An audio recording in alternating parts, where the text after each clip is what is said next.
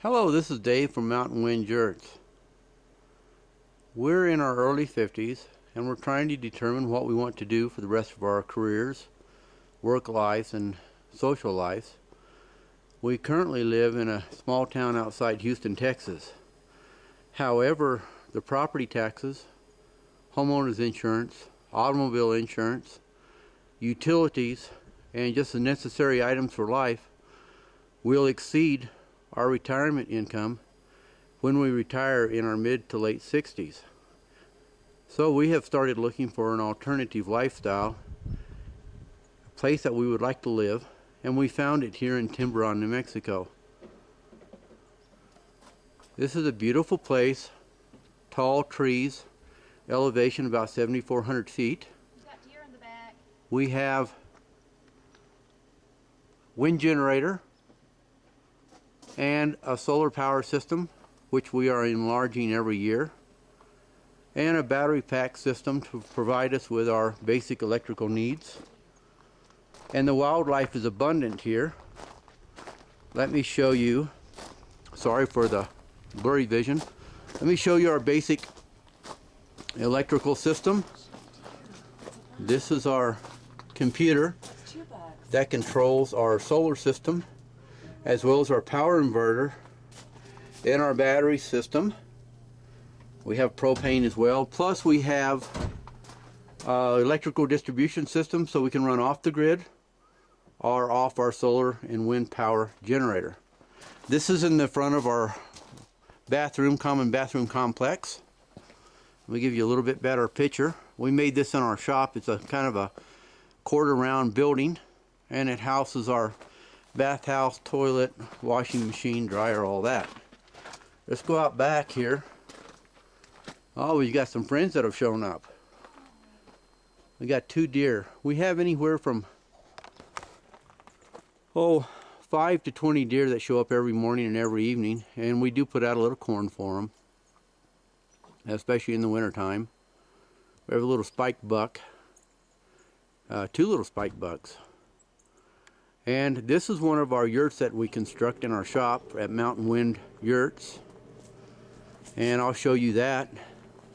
I've got all the typical stuff that you would find on a small homestead. This is our tool shed right here, and that just houses my basic tools, and I put one of my 4-wheelers in there when I'm away. We started out by buying an older model motorhome for a reasonable price that had all the basic necessities in it. Stove and kitchen. We brought it up and lived in it off and on for the first 6 months while we were in basic construction. And of course the first house was our bathhouse with a good shower, washer, and dryer. And then we built the 16-foot hard side yurt, which you see here. Let me try to pan out. Oh, I am panned out. And it's got a composition roof. And then we built our outdoor pavilion. And then we built a couple of yurts. Sorry for the blurry vision. Maybe they can edit this out. This is our 12-foot yurt that we built in our shop in Houston. It's one of the only hard-side portable yurts on the market today. It's all steel structure. It features cedar or recycled siding, has an exterior, and a 22-ounce Duralast top. It also comes with a ventable dome, which is made out of glass. We fuse it in our glass shop in Houston, Texas. This particular yurt is called Yankari, after my adventures in Africa on the Yankari Game Reserve. And we'll come inside and I'll try to pan around so you'll get a good idea. Let me try to zoom out as far as I can. Sorry about that. We built the lights in our glass shop, and we also fabricated the bed, which is a kind of a cool scroll top bed with an irregular top. The yurts are very roomy inside. They have a very unique feeling. We have insulation in them, R11 insulation. And this is the finished side of the insulation you're seeing on the roof with the steel rafter struts. And this yurt features a full-size window from floor to ceiling. And I'll kind of open the curtain so you'll get a better feel for what it is. And this is a full-size window that this yurt features. And of course we have curtains on it for privacy. The deer and the birds come right up in the back in the morning. This one is an African themed yurt. We like to theme our yurts differently, just for fun.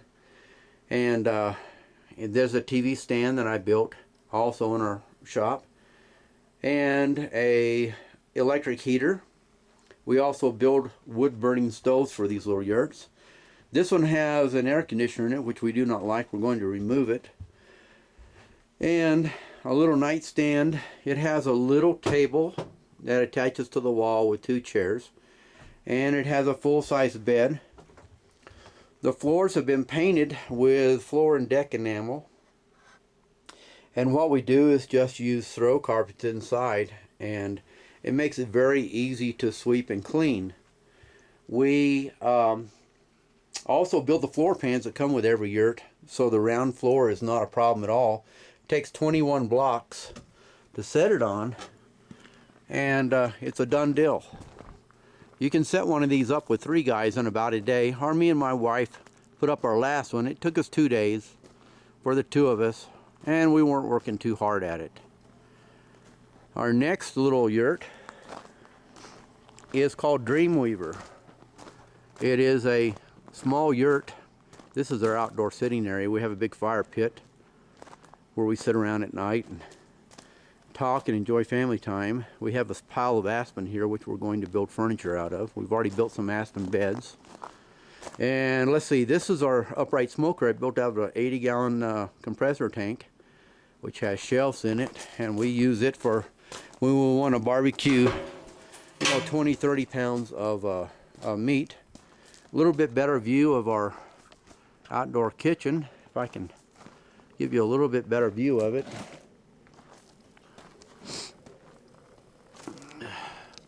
All the logs came from right here on the mountain. All I had to do was buy the roofing materials. This total pavilion construction cost me less than $250, and that was primarily the sheeting on the roof. Okay, let's swing over here. This is Dreamweaver, a little bit different themed yurt. It is also a 12-foot hard-sided yurt with recycled siding and a Duralast top. The top's a little wrinkly because we put it on in the cold and it hadn't heated up. The temperature right now is about 40 degrees.